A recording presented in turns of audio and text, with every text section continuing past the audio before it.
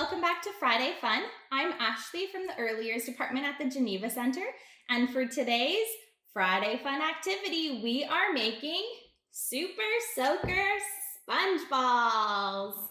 So I have a bucket full of water, and I have my sponge balls inside. This is what they'll look like once you're all done. They soak up all that water. They're a great alternative to super soakers or water balloons. You can use them outside with your family, enjoy the warm weather, and stay cool. So let's see how we can make these at home. So to make the Super Soaker sponge balls, all you need are 3 household items. Sponges, you can use kitchen or bath sponges, whatever you have at home. Elastic bands. Instead of elastic bands, you can also use yarn or maybe a pipe cleaner, some string. And then you'll need some scissors to cut your sponges. So the sponges I have are a little bit thick, so I cut them lengthwise and then I'll cut them into strips, and they'll look like this when they're all cut into the long rectangular pieces. If you have the sponges that have that rougher side, that's a different color than the rest of the sponge, you can peel that off or cut it off as well. So that way they're a little bit softer when you're playing outside. So I'm gonna go ahead and cut the last 2 sponges that I have. So again, I'm gonna cut it lengthwise and then cut them into these long rectangular pieces.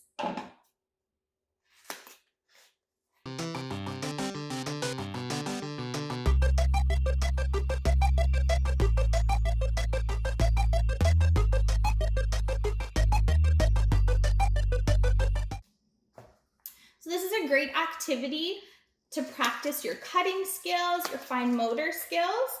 But if you feel like you can't do it safely, it's okay to ask an adult in your home to help you cut. So almost there on the last sponge.